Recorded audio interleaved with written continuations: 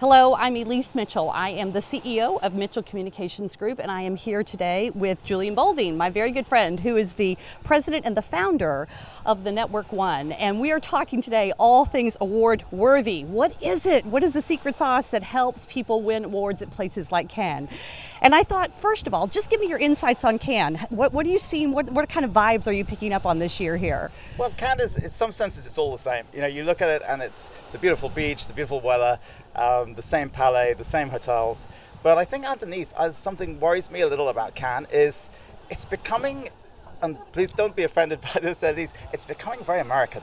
Really? Or more specifically, American and British and English speaking. And I just see much less of the Spanish, the Italians, the South Americans that really made up a lot of the diversity of the festival. And I hope that, I haven't looked at the stats, but it's a real impression, and I hope we're not going to lose the global status of Cannes. Well, I would agree with that. I mean, I guess we'll have to see from the short list who actually wins. So tonight are the winners for the PR Lions that are announced. The short list was announced yesterday.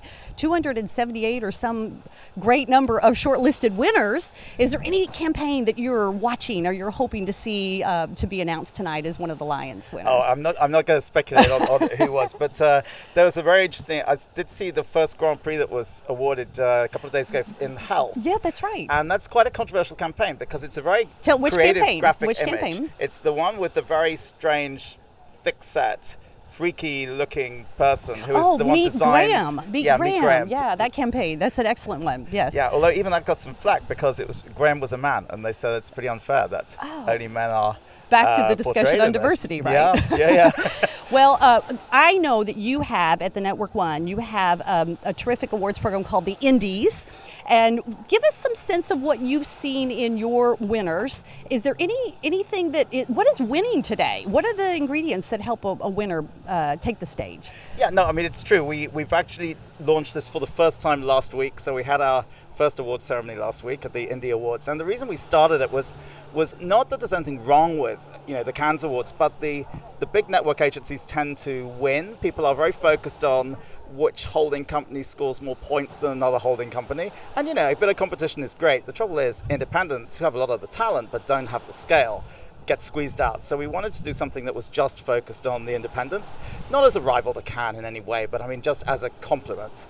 But I think we found much the same, and especially if I'm looking at PR, the judges found it very easy to pick out consumer winners. Because really? They look for... As opposed to reputation or crisis or issues or... Yeah, or just corporate management or just generally. Corporate the management of reputation happens over a period of time. Yep. And that is not essentially dramatic.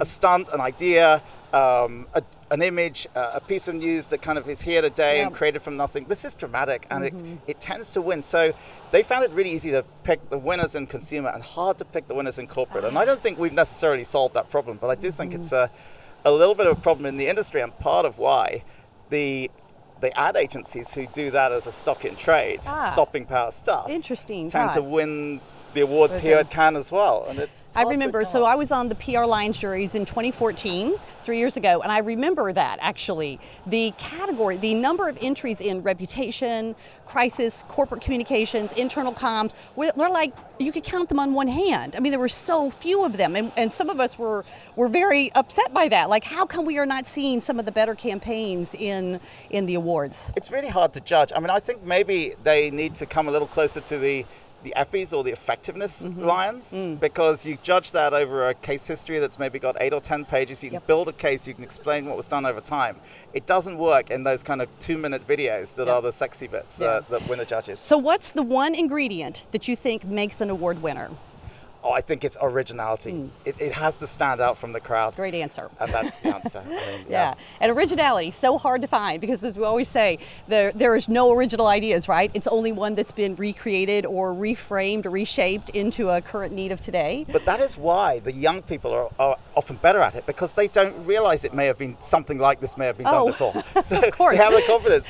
When you get to my age, you've seen this, and you've seen this, and you've seen this, and it blocks your mind. So that's why you need people, not just young people, but another theme of this audience here, the best seminar which I saw so far was the one that Twitter did about diversity. Yes. How few African Americans they're talking about specifically, but how few people from racial minorities are represented in our business. And we need that Yes, diversity. It agree. will bring the originality Right, and the creativity. right. Agree. Well, great. Well, thank you for being with me today. We'll catch up with you next time around. But thank you, Julian Boulding, the founder and the president of the Network One. Thank Thanks you, for being Elise. here. It's been my pleasure. Yes, great.